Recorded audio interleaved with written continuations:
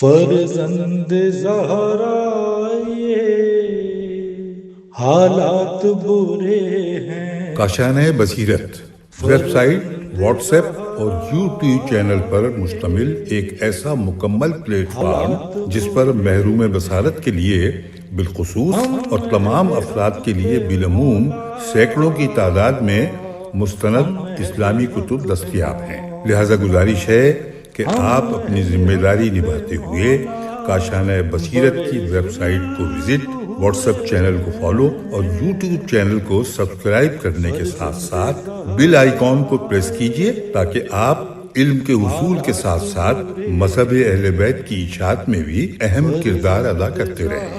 کاشانۂ بصیرت۔ حالات برے ہیں۔ السلام علیکم۔ ہم نے میزان الحکمت کی جو اردو جلد نمبر 6 ہم جو پڑھ رہے ہیں اس کا میں نے پیج نمبر 232 تک پڑھا تھا۔ معرفت پروردگار کی ہیڈنگ تھی۔ اس کو میں دوبارہ کنٹینیو کرتی ہوں۔ امید ہے آپ کو سننا اچھا لگ رہا ہوگا۔ مجھے تو پڑھنا بہت اچھا لگ رہا ہے اور بہت معلومات میں اضافہ ہو رہا ہے اور اصلاح بھی ہو رہی ہے اپنی۔ ایک اعرابی حضرت رسول خدا صلی اللہ علیہ وسلم کی خدمت میں حاضر ہو کر کہنے لگا، یا رسول اللہ، مجھے علم کے عجائب و غرائب تعلیم فرمائیے۔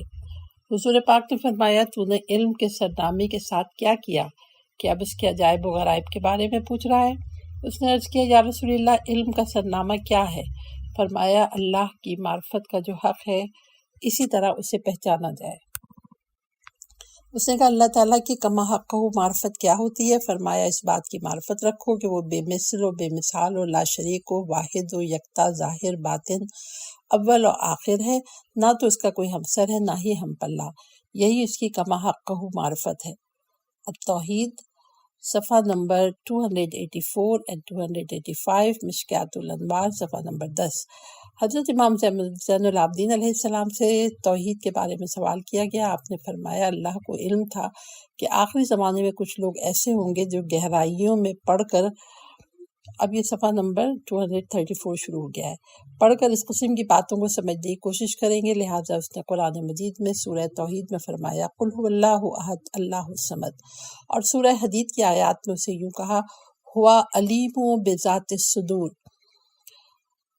تاکہ جو شخص ان باتوں سے ہٹ کر کچھ اور تلاش کرنے کی کوشش کرے گا وہ تباہ و برباد ہو جائے گا۔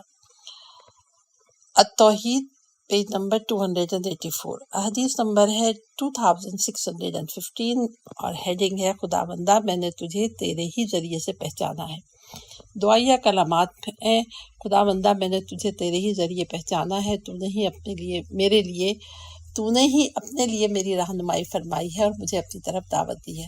اگر تو نہ ہوتا تو میں یہ نہ سمجھ سکتا کہ تو کون ہے۔ امام زین العابدین علیہ السلام، اقبال الاعمال، صفحہ نمبر 67۔ یاد رکھو، خداوند عالم نے تمہیں اپنی معرفت کرا کر تم پر اپنی حجت تمام فرما دی ہے۔ حضرت امام جعفر صادق علیہ السلام، کافی، جلد نمبر 1، صفحہ نمبر 86۔ جس شخص کا یہ گمان ہو کہ وہ اللہ تعالیٰ کو حجاب یا صورت یا مثال کے ذریعے پہچانتا ہے وہ مشرک ہے، کیونکہ حجاب و مثال و صورت اور چیزیں ہیں اور اللہ تعالیٰ اور ذات ہے۔ وہ یکا و تنہا ہے۔ جو شخص یہ سمجھتا ہے کہ اس نے اللہ کو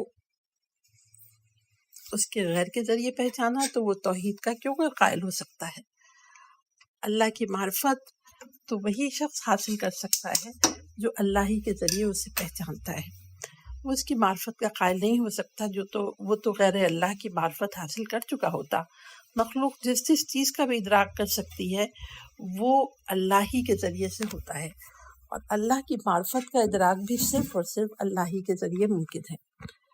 التوحید، پیج نمبر 143، حدیث نمبر 7، صفحہ نمبر 192۔ حضرت امیر المومنین علیہ السلام سے سوال کیا گیا، آپ نے اپنے رب کو کیوں کر پہچانا؟ آپ نے فرمایا، جس طرح اس نے ہمیں اپنی ذات کا تعارف کرایا۔ عرض کیا گیا، اس نے آپ سے اپنی ذات کا تعارف، اس نے کس طرح آپ سے اپنی ذات کا تعارف کرایا؟ فرمایا نہ تو کوئی صورت اس کے مشابہ ہے، نہ حواس کے ذریعے اس کو محسوس کیا جا سکتا ہے، اور نہ ہی لوگوں کے ساتھ اسے قیاس کیا جا سکتا ہے۔ التوحید پیج نمبر 285۔ منصور بن حازم کہتے ہیں کہ میں نے حضرت امام جعفر صادق علیہ السلام کی خدمت میں عرض کیا کہ میں نے کچھ لوگوں سے مناظرہ کیا ہے اور ان سے کہا ہے کہ خداوند عالم کی شان اس سے کہیں بالاتر ہے کہ اسے مخلوق کے ذریعے سے پہچانا جائے، بلکہ بندوں کی پہچان بھی اللہ ہی کے ذریعے سے ہوتی ہے۔ امام علیہ السلام نے فرمایا تم نے ٹھیک کہا، اللہ تم پر رحم کرے۔ توحید پیج نمبر 285، کافی جلد اول صفحہ نمبر 86۔ جاسلیق یعنی نصارہ کے بڑے پادری نے حضرت امیر المومنین علیہ السلام سے چند سوالات کیے۔ ان میں سے ایک سوال یہ بھی تھا، مجھے بتائیں کہ آپ نے اللہ تعالیٰ کو حضرت محمد صلی اللہ علیہ وسلم کے ذریعے پہچانا یا حضرت محمد کو اللہ کے ذریعے پہچانا؟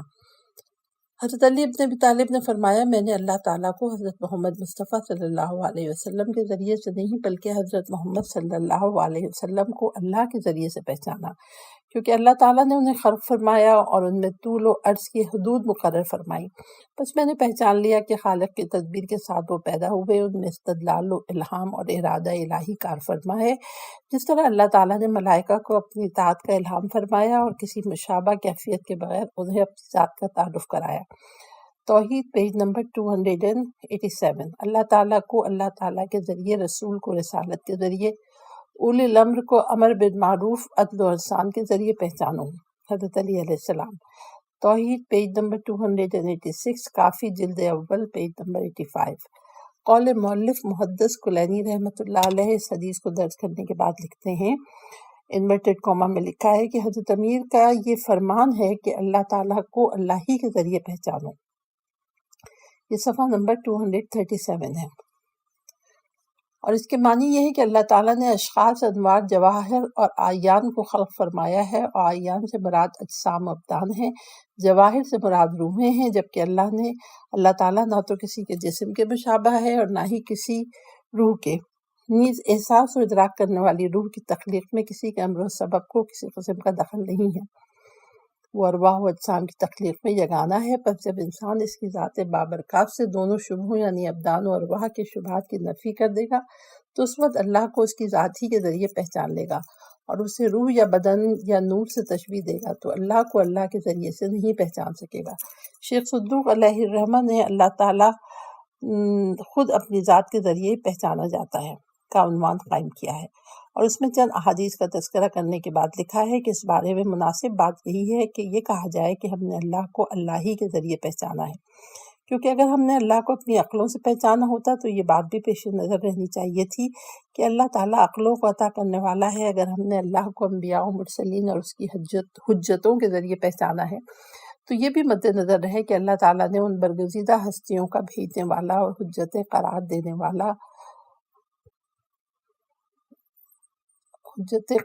والا ہے۔ یہ بھی مد نظر رہے کہ اللہ تعالیٰ ان برگزیدہ ہستیوں کا بھیجنے والا اور حجتیں قرار دینے والا ہے۔ پیج نمبر 238 ہے۔ اگر ہم نے اپنی ہی ذات کے ذریعے پہچانا ہے تو یہ سوچنا ہوگا کہ ہماری ذاتوں کو منصع شہود پر لانے والا وہی اللہ تو ہے، لہذا ماننا پڑے گا کہ ہم نے اللہ کو خود ہی اللہ کے ذریعے پہچانا ہے۔ التوحید پیج نمبر 290۔ قول مؤلف ملاحظہ ہو، تبیین المجلسی رحمۃ اللہ بحر الانوار جلد نمبر 3 پیج نمبر 272 and 275۔ نیز باب معرفت نفس کے معنی، نیز حجت باب انورٹڈ کوما میں لکھا ہے اللہ تعالیٰ کی بنائی ہوئی چیزوں کی معرفت۔ حدیث نمبر ہے 2616۔ ہیڈنگ ہے اللہ تعالیٰ کی ذات میں تفکر۔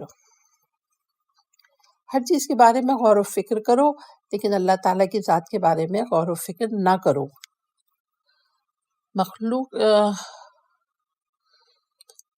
خدا کے بارے میں سوچ و بچار کرو لیکن خود اللہ کے بارے میں سوچ و بچار نہ کرو ورنہ ہلاک ہو جاؤ گے۔ حضرت رسول اکرم صلی اللہ علیہ وآلہ وسلم، کنز الاعمال جلد نمبر 3 صفحہ نمبر 108۔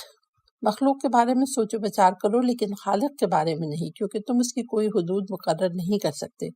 پیج نمبر 239 ہے کہ حضرت رسول اکرم صلی اللہ علیہ وسلم، کنز الاعمال جلد 3 پیج نمبر 108 میں فرمائے ہیں میں آپ نے یہ فرمائی ہے حدیث جو میں نے بیان کی ہے.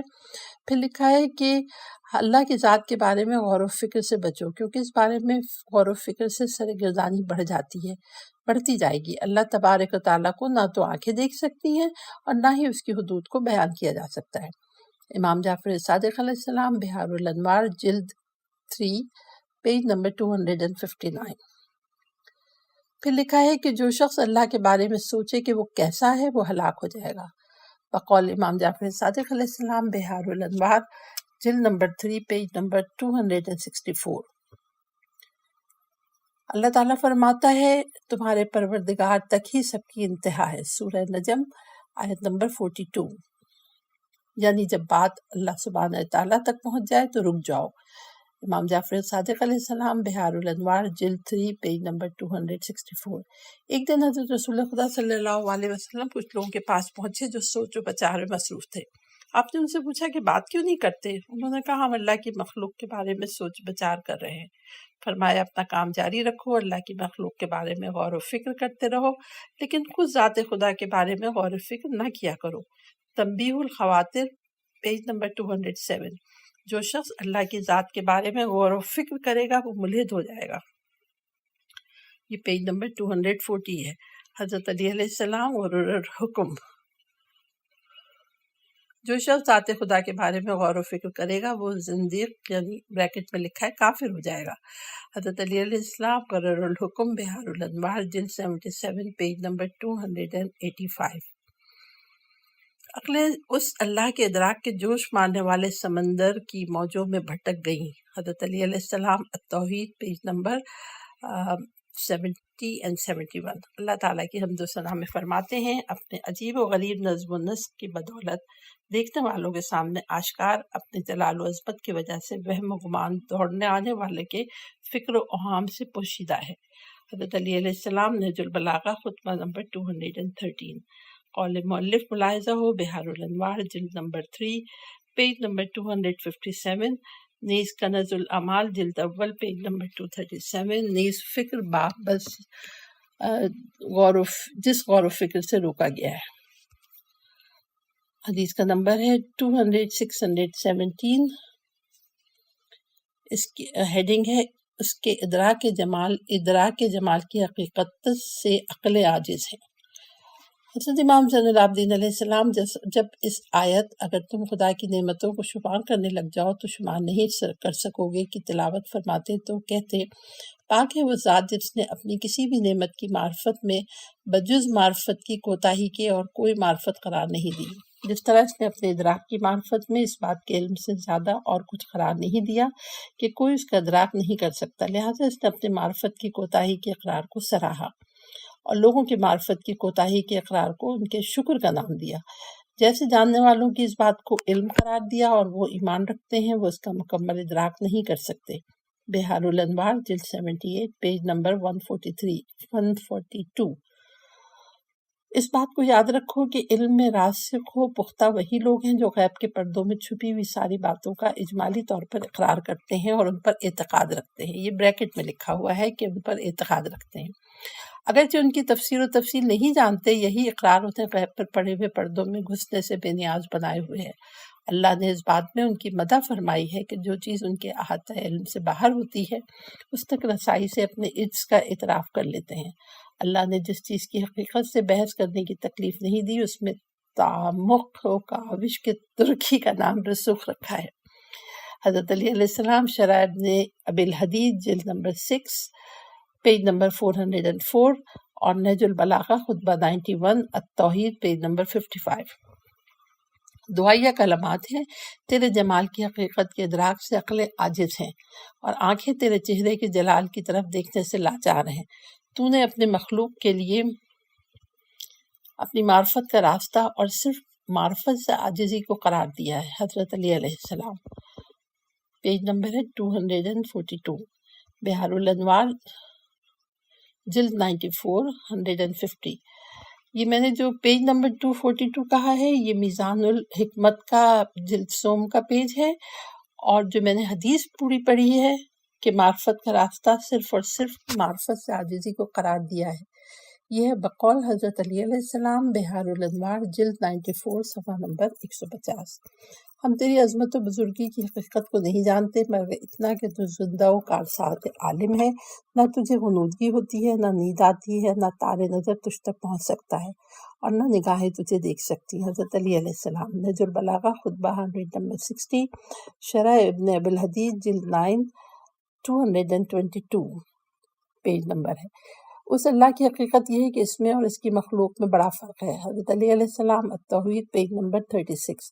تمام تعریفیں اس اللہ کے لیے ہیں جس نے اپنی فرما روائی اور جلال کبریائی کی آثار کو نمایاں کر کے اپنی قدرت کی عجیب و غریب نقش آرائیوں سے آگ کی پتلیوں کو محو حیرت کر دیا ہے اور انسانی واہموں کو اپنی صفتوں کی تہ تک پہنچنے سے روک دیا ہے۔ حضرت علی علیہ السلام نہج البلاغہ خطبہ 195 ملائکہ کی توصیف میں فرماتے ہیں، وہ تیرے قرب میں اپنے مقام و منزلت کی بلندی، تیرے بارے میں خیالات کی یکسوئی، تیرے عبادات کی فراوانی اور تیرے احکام میں عدم غفلت کے باوجود اگر تیرے رازہائے قدرت کی اس تہ تک پہنچ جائیں جو ان سے پوشیدہ ہے تو وہ اپنے اعمال کو ہی بہت ہی حقیر سمجھیں گے اور اپنے نفسوں پر حرف گیری کریں گے۔ وہ یہ جان لیں گے کہ انہوں نے تیری عبادت کا حق ادا نہیں کیا اور نہ کما حقہ تیری اطاعت کی ہے۔ حضرت علی علیہ السلام نہج البلاغہ خطبہ نمبر 109۔ حدیث کا نمبر ہے 2618۔ قلب و چشم اس کا احاطہ نہیں کر سکتے، یہ ہیڈنگ ہے اور اس کے اندر میں لکھا ہے کہ وہ اس سے عظیم تر ہے کہ اس کی ربوبیت کو دل یا آنکھ کے احاطے سے ثابت کیا جائے۔ بریکٹ میں لکھا ہے حضرت علی علیہ السلام شرح ابن ابی الحدید جلد 16 صفحہ نمبر 77۔ اللہ تعالیٰ کے اس قول انورٹڈ کاما میں لکھا ہے اس کو آنکھیں نہیں دیکھ سکتی، نہ دنیا میں نہ آخرت میں، اور وہ لوگوں کی نظروں کو خوب دیکھتا ہے، وہ بڑا باریک بین نو خبردار ہے۔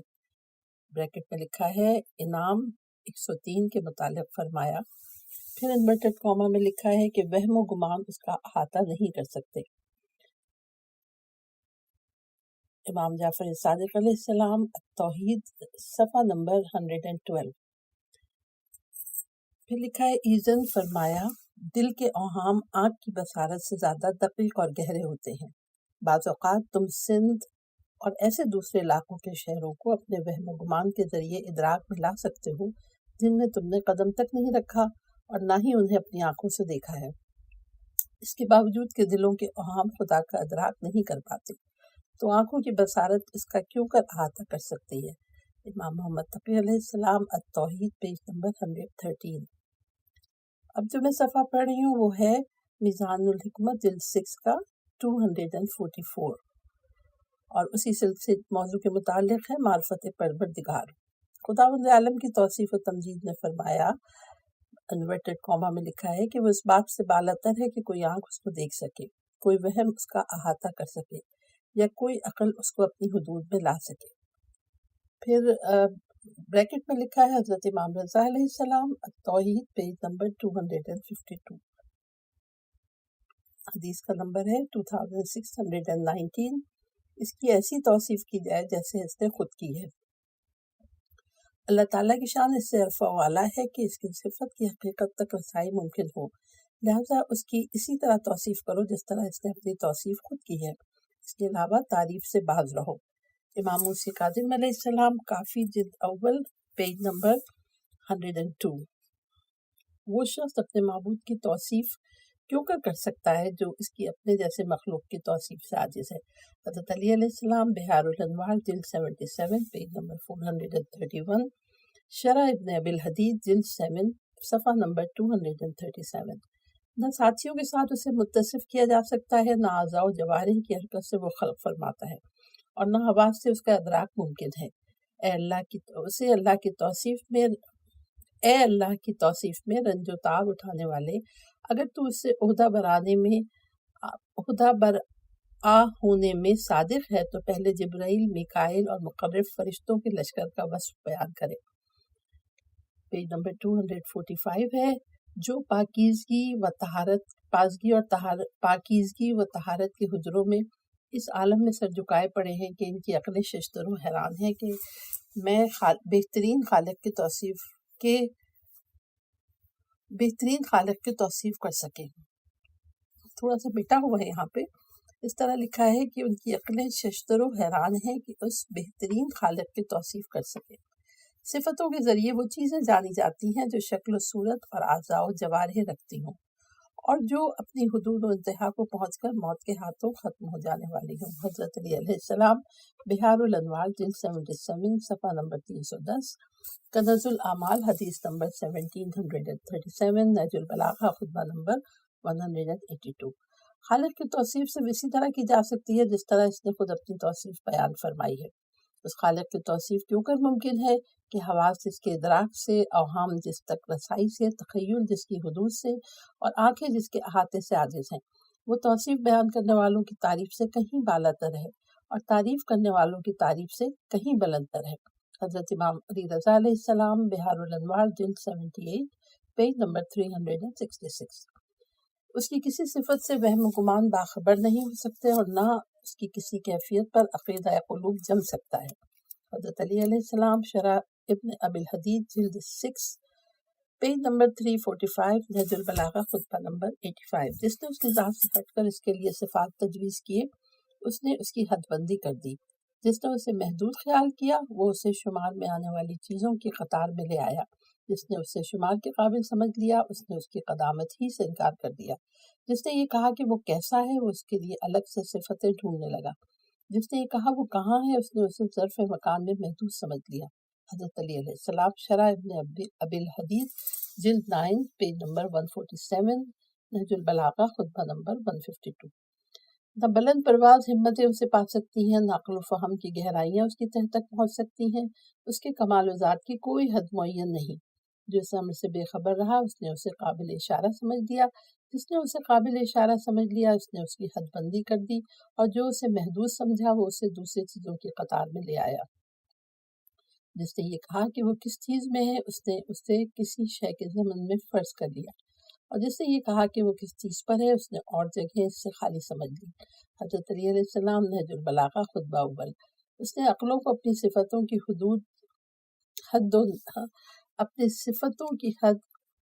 حد و نہایت پر مطلع نہیں فرمایا. ضروری حدود تک معرفت حاصل کرنے کے لیے ان کے آگے پردے بھی حائل نہیں فرمائے. حضرت علی علیہ السلام، نہج البلاغہ خطبہ نمبر 49. عقلیں اس کی حد بندی کر کے اس کی تہ تک نہیں پہنچ سکتی کہ وہ دوسروں سے مشابہ ہو جائے، اور نہ وہم اس کا اندازہ لگا سکتے ہیں کہ وہ کسی چیز کے مانند ہو جائے.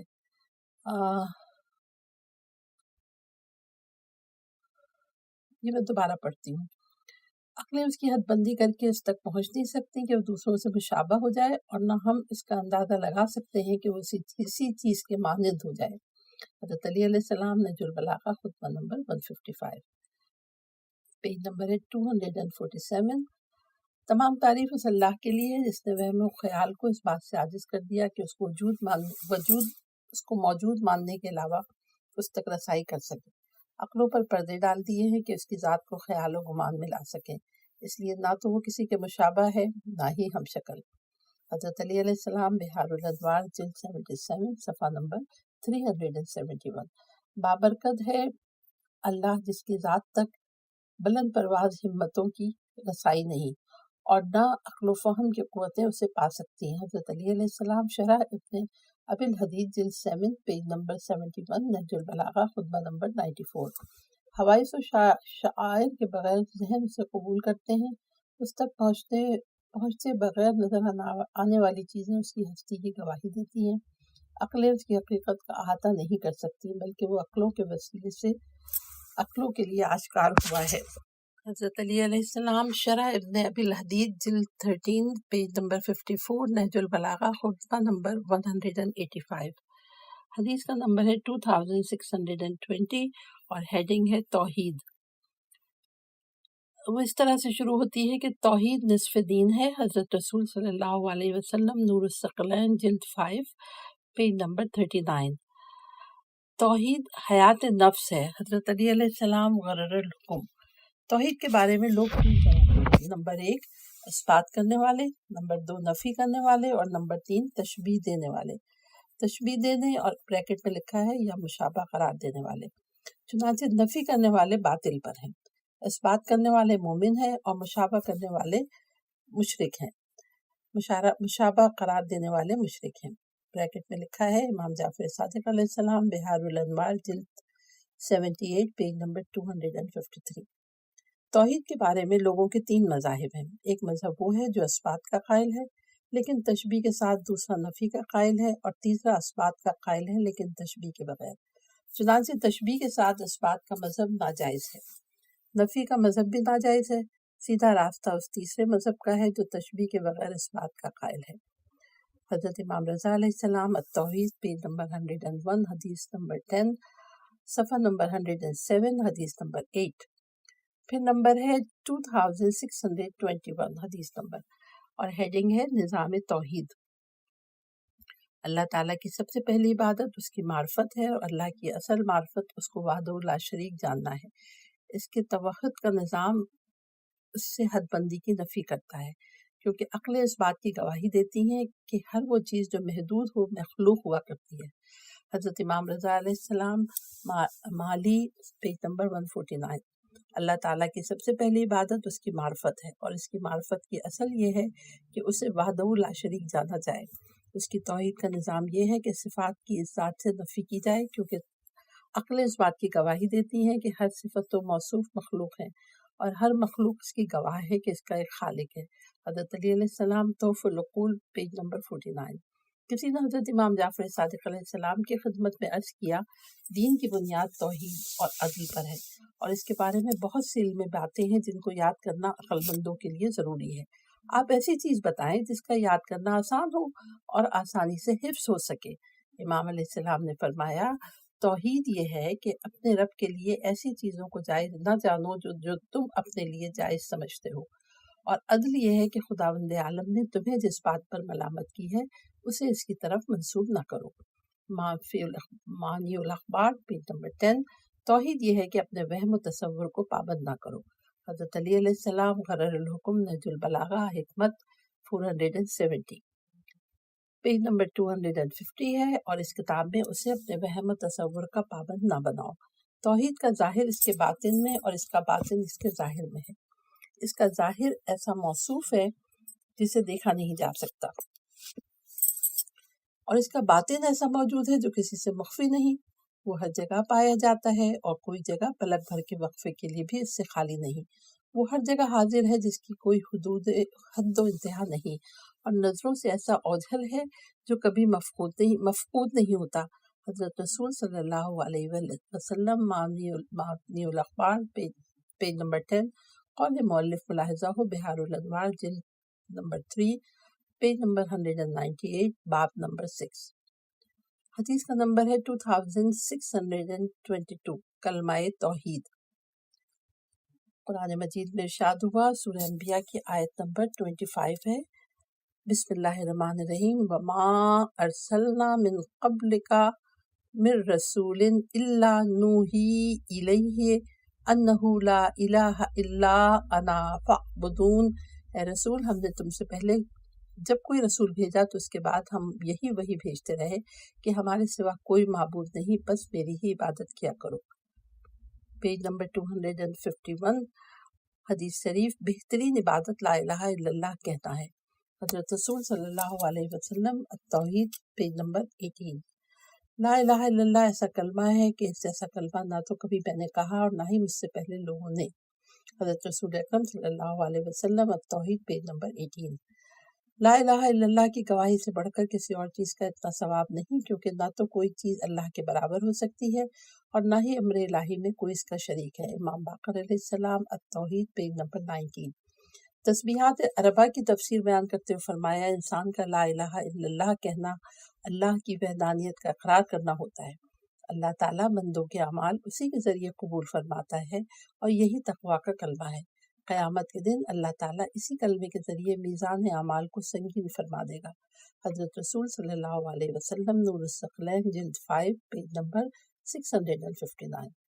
कौल मौलिफ मुलाहिज़ा हो, ब्रैकेट में लिखा है, इन्वर्टेड कॉमा में लिखा है ईमान, फिर लिखा है बाब, फिर इन्वर्टेड कॉमा में लिखा है कि ईमान व गुनाह, नंबर 1 और नंबर 2, नीज़ जन्नत इन्वर्टेड कॉमा में है बाब, फिर इन्वर्टेड कॉमा में लिखा है जन्नत की कीमत बाब, फिर इन्वर्टेड कॉमा में लिखा है जन्नत की शराइत। पेज नंबर 252 है, हदीस का नंबर है 2623 और हेडिंग है ला इलाहा इल्लल्लाह ईमान की मजबूत बुनियाद है।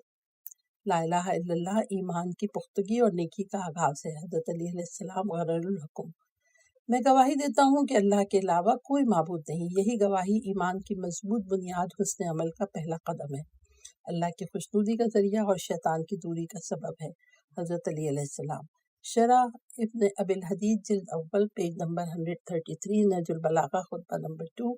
फरिश्तों के वस्फ में फरमाया, न शुकूक व शुबहात ने इनके ईमान के इस्तेहकाम पर तीर चलाए हैं और न इनके यकीन की पुख्तगियों पर अहम व जुनून ने धावा बोला है।